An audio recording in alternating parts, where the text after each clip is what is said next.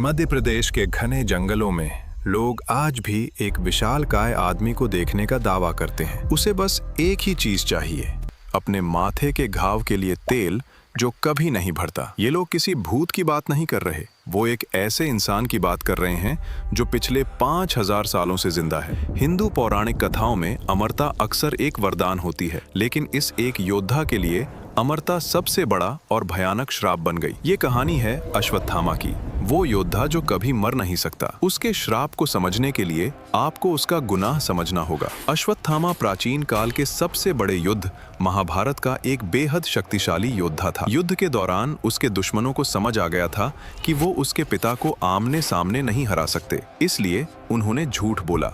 उन्होंने द्रोणाचार्य को विश्वास दिलाया कि अश्वत्थामा मारा गया। ये सुनकर उन्होंने अपने हथियार डाल दिए और उनका सिर धड़ से अलग कर दिया गया। जब अश्वत्थामा को पता चला कि उसके पिता की मौत कैसे हुई, तो उसके अंदर कुछ टूट गया।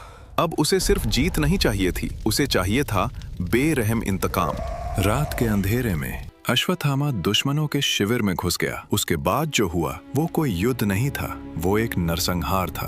उसने सोते हुए सेनापतियों को मार डाला और उनके पूरे वंश को खत्म कर दिया। लेकिन उसने एक ऐसी गलती कर दी जिसने सब बदल दिया। उसने एक ऐसा अस्त्र ब्रह्मशिरा चला दिया जिसका लक्ष्य एक अजन्मा बच्चा था, ताकि दुश्मनों का नामो निशान मिट जाए। इस कायरता ने भगवान कृष्ण को क्रोधित कर दिया। कृष्ण ने उस बच्चे को तो बचा लिया, लेकिन अश्वत्थामा पर उनका क्रोध भयानक था। अश्वत्थामा के माथे पर एक दिव्य मणि थी जो उसे भूख, प्यास और बीमारी से बचाती थी। कृष्ण ने उस मणि को उसके माथे से नोच निकालने का आदेश दिया और फिर कृष्ण ने दिया अपना श्राप। 3000 सालों तक अश्वत्थामा इस धरती पर अकेला भटकेगा। उसका शरीर ना भरने वाले घावों से भरा होगा। वो मौत की भीख मांगेगा, लेकिन मौत उसके पास कभी नहीं आएगी। जो हमें वापस आज में लाता है। भारत के गांव, पुराने मंदिरों और घने जंगलों के पास आज भी ऐसी कहानियां सुनने को मिलती हैं कि एक विशालकाय प्राचीन आदमी रात में भटकता है,